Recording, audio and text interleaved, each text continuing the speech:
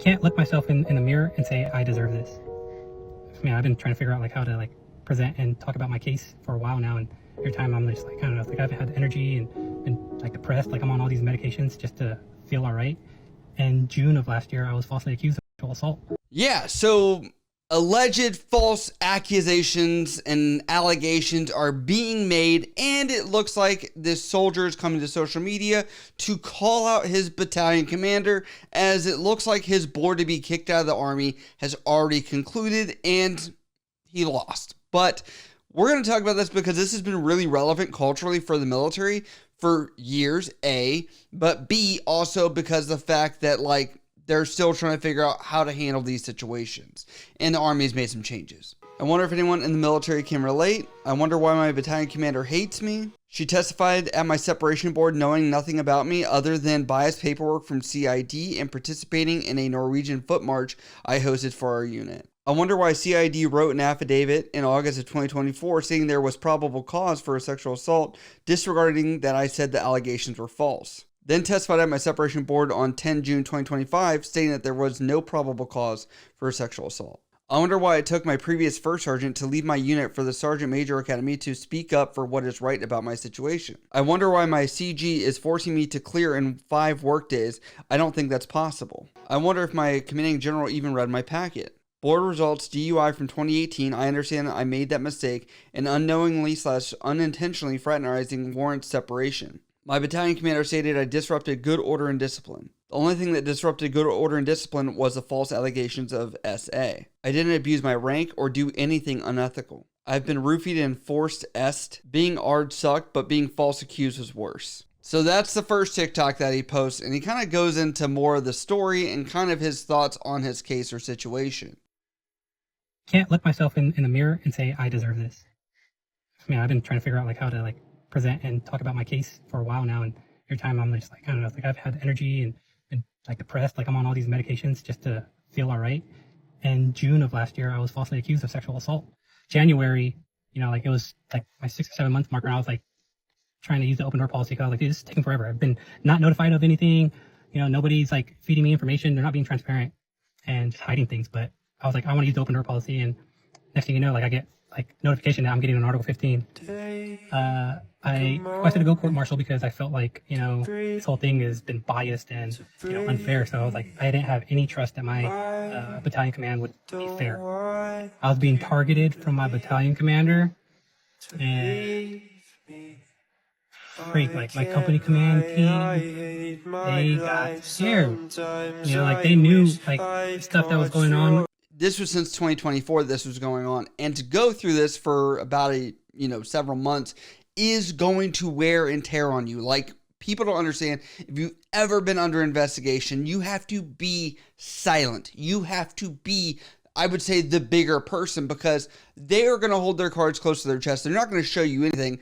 But in this moment, this guy is looking like it's all unfolded and it's over, essentially. And I will say, I can tell people that I've been in this similar situation of being under investigation. It is very stressful because you feel like every day you don't know who to trust. But every day before that case was opened, they're telling you you should trust all your brothers and sisters.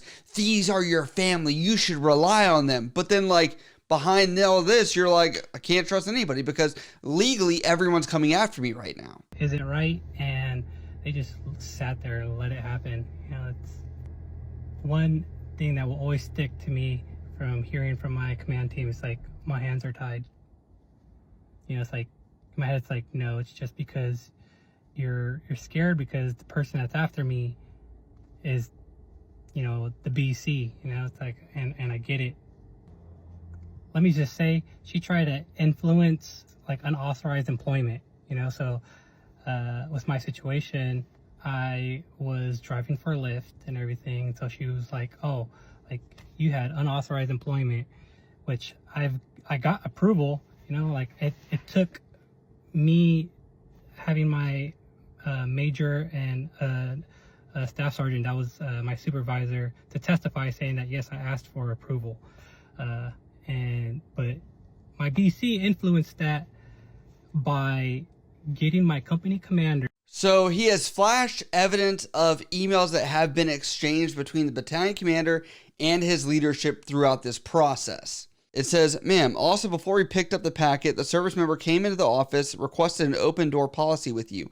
I believe this was due to the delay in the process. I informed him that he would be hearing from us soon, and I assured him I would let him know about the request and to meet something or other. But then this person, the battalion commander above that, writes to Captain Torres, will hold off on open door with Staff Sergeant Dasher until the conclusion of his active field grade Article 15.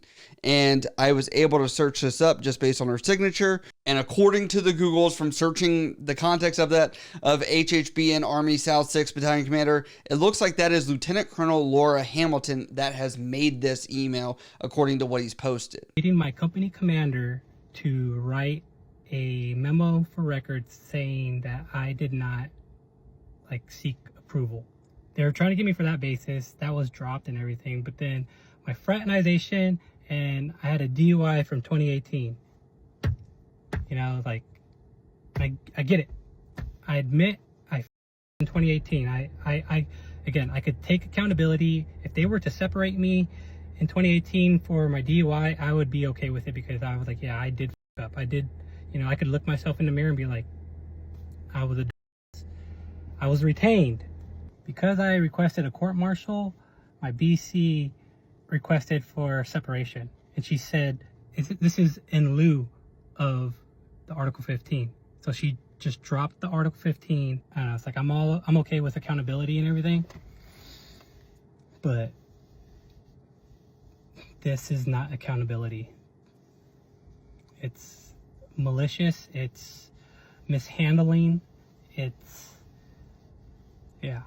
So I can tell you the fact this went from SA to now they're reaching for anything they can to throw at the wall to try and get this guy out was kind of interesting, to even include doing lift, which I find interesting because if you're doing lift, it is literally not affecting duty, not affecting your status, not like the military has contracts with Lyft or any of these other companies that he could have a cross of obligation to sign some kind of contract with Lyft in his official capacity.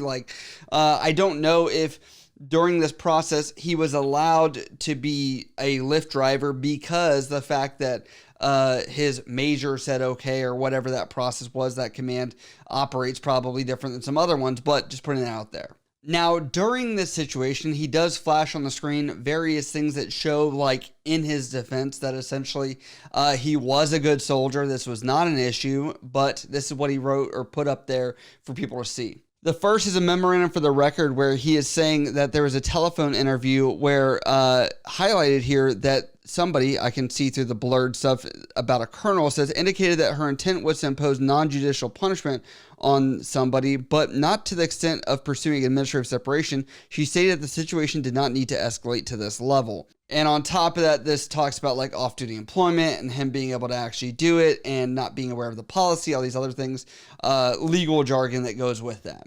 On top of that, it does look like some of his leadership did come out and say he was a good person. This is somebody that says a letter of character for this person. I served as first sergeant at Alpha Company during the time of allegations we were made against Staff Sergeant. My commander and I were involved in the process to the extent we were allowed. HHBN is not structured like a typical line unit, so we do not see our soldiers on a daily or sometimes weekly, monthly basis unless something was going really wrong or really well. That being said, I did not see the NCO perform the daily duties, but understand from his direct leadership that he was a strong NCO and performed his duties above average day in, day out. His performance that made it to my level and higher is that of an exceptional NCO and soldier. He even won the Futures Command NCO of the Year. Although that in itself is not a huge achievement, the NCO's performance that truly stood out in my mind was when he planned, prepared, and executed the Norwegian Ruck March in units all across Fort Sam Houston to include JROTC students and family members, which led to approximately 45 personnel earning the badge which he'd already had. This That is a sort of selflessness service that I look for in NCOs, and he effortlessly demonstrated in just wanting to help out the team. To summarize, what I've seen and know is that the hands down has one of the strongest work ethics, and I at no point saw anything that would make me judge his character other than allegations that CID proved were not actionable. I am quickly approaching the 20-year mark next January of Army service, and throughout my career have had few soldiers request letters of character as they were going through UCMJ. This is the first time I felt it appropriate to support a soldier and provide my opinion on them and their situation. Now, he never alludes to the charges of fraternization, like any of that stuff. I will say I've looked at his TikTok. It looks like he just got married in August or around that time frame, and has somebody that he's been with. He has kids, things like that. But what is reported is really interesting here. And that's because the email that he shared. And so to give you guys some context here, they were going to do an Article 15, which was non-judicial punishment, which you can request a court-martial, which, by the way, whether you take the NJP or the court-martial, they could still administratively separate you either way, which is what he's saying. Like, he could have refused non-judicial punishment, but that could have still meant he would have been kicked out either way. And, you know, it's kind of one of those, like, damned if you do, damned if you don't, essentially. But he is trying to convey this point to the battalion commander, and she doesn't seem to really be having it and is kind of looking to handle this in the most legal way possible from what I've seen from this email. He wrote her an email that said investigation issues. I was being investigated by for SA, and that I have always said were false. I raised concerns about bias in the investigation to CID, but those concerns were not taken seriously. I CC'd my company commander team those messages. And then she says that they have no control over CID investigations. And then says Article 1 UCMJ, the offense for which you were investigated was covered offense for which the Office of Special Trial Counsel, not the command, retained initial jurisdiction. You may file a complaint, though, to IG. She's not wrong that, yes, they are not in control of the investigation that's been part of this process, as fraternization, all this stuff that's been hot topic, has been an issue. Then he says open door policy. I tried using the open door policy 3 times starting January 22nd, 2025. I was rejected twice. You stated that you did not want to see me until after my Article 15. When you finally were willing to speak to me, you refused to hear about my situation because it relates to my case proposed UCMJ. I felt hopeless because nobody cares that I consistently plead that I am innocent. She writes, I did not deny your right to an open door policy. I stated I would not discuss your ongoing criminal investigation, and to my understanding, you withdrew your request. My door remains open to you as always if you wish to discuss anything else or have any other concerns. This is word salad here. This is saying, yeah, well, you rescinded it because I said I wouldn't talk to you. And I was like, yeah, you know, he's trying to come at you as a human being, and unfortunately this guy is not realizing it. They've made up their mind. They are handling you white gloved. They don't want to play games with you. That's what they're doing here, and they are playing chess while you're trying to play checkers. Let's just be honest here. He says, job impact. As you know, I drove for Lyft, an independent contractor. I was permanently banned and felt that I was wrongfully terminated due to CID's investigation. I am also reported to third parties associated with Lyft, which I've continuously tried to appeal. And she writes, I have no autonomy or something over any decision Lyft made because of the criminal investigation. This is a civil matter between you and Lyft. However, the command did make these allegations, so that is interesting here. And he says, Article 15 and separation. I was read my initial reading for my Article 15 on January 29th, 2025. After the 6-month investigation, I was starting to feel the relief that this horror story would end. I've been trying to get back on track with my career and having to stop college and not be able to something, and events like Southcom Service Member of the Year. Since you would not speak with me in regard to my situation, I was forced to plead my case with somebody on February 9th, 2025. I feel that nobody cares about my plea because on March 18th, 2025, you gave me the initial notification of separation. I do not have confidence that I would be held a fair trial with you overseeing it. You mentioned during my notification of separation that this was in lieu of Article 15 court-martial. This feels retaliatory, especially since I tried to assert my rights to court-martial regarding the allegation. I also spoke to somebody on March 17th, 2025, and he was confused thinking it was my right to go with court-martial, but he mentioned somebody told him that this is not my right. You read me my separation the next day. And essentially she goes on to say here that, like, yes, you can appeal to court-martial, but we also can just say, go to a separations board, and it can have 3 members of the military that are above you, and they can look at your situation, decide to retain or not retain you based on those things. Looks like she's just trying to get rid of you, man. Like it's like whatever we can do with these cases, send them away. We don't want to deal with them no matter what. Because rightfully so, we've seen things handled incorrectly, and it's easier to get rid of somebody than it is to try and justify why to keep somebody. It always feels that way. And he says, redress desired, something to accuse of fraternization, indecent conduct, and unapproved employment. I'm asking for a fair trial and due process. I will do nothing more than prove my innocence and finally have my flag removed. If you do not wish to proceed with something court-martial, I ask that something. It has severely affected my career along with me financially, mentally, and physically. I have little trust in the unit after you judge me with no due process. Lastly, I request 30-day time extension for the administrative separation to ensure I am something with response with a formal Article 138. And she responded, I have made my decision regarding the action to be taken given the results of the CID investigation and your decision to turn down non-judicial punishment. Your request for 30 days extension is denied. However, I will something to complete your election of rights. Now, this is where it becomes really evident that culture is shifting, culture changing, especially with the situation, because he is saying there are false allegations. And the Army has recently made some updates to this. And there is a military UCMJ type attorney that I found on TikTok that has actually talked about this specific instance.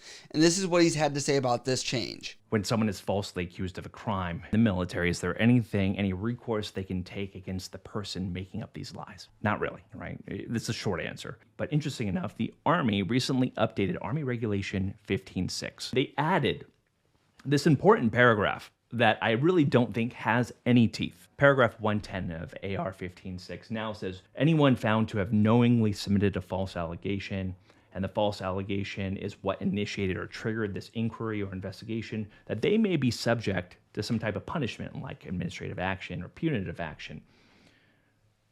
Okay, is the Army going to have the goal to actually go after people who make false allegations? Or is it more likely that there will be significant blowback from Congress and people with the agenda that we must believe everyone in the court of law and in investigation capacity that makes an allegation? I think the latter is more likely to win at the end of the day, unfortunately. So, yes, they've updated AR 15.6 to say, if you make a false allegation, you can get in trouble. I don't think they have the balls to... And then that lawyer actually goes on to say, kind of like, this is a nothing change that happened last month, because he says this. He says, making a false official statement has always been illegal under Article 107 of the UCMJ. So this is a really messy situation where, yes, CID said they had reason to search his car, his phone, his residence, all these things because they had probable cause. However, they went to the separation board and they were like, they found nothing. But this battalion commander is like, we want to do this, get rid of him either way and see what we can do. So, yeah, this is a really interesting situation culturally, as we've seen all extremes of people need to be more extreme of handling these cases. And now we're seeing also the other side of the pendulum where sometimes people are feeling like this person, this soldier is here, that they're going too hard and these false allegations are not holding water. But let me know what you guys think down in the comments below. Have you seen any instances where people were treated fairly, unfairly, either side of the pendulum there, as we see these kind of unfold on social media? Unfortunately, I have to tell the soldier, you need a lawyer, not one that you get for free, one you pay for, and you have to fight this. If you're looking to try and sand, it is going to cost money to keep money, and that's unfortunate because you have benefits already. You're an E6 staff sergeant where realistically you've got a lot of fight in the game. You obviously fought back after the DUI to stay in the military. You have people that are saying that you are a good soldier. If that's the case, this is a bad road bump in your career and could cost you thousands of dollars to eventually make even more hundreds of thousands or millions of dollars off of military retirement. So I don't know. It depends where you're at mentally and if you could even continue serving after this. But that's something for you and a lawyer to decide. I have to commend this lawyer for talking about this because these changes are important. Let me know what you guys think down in the comments below.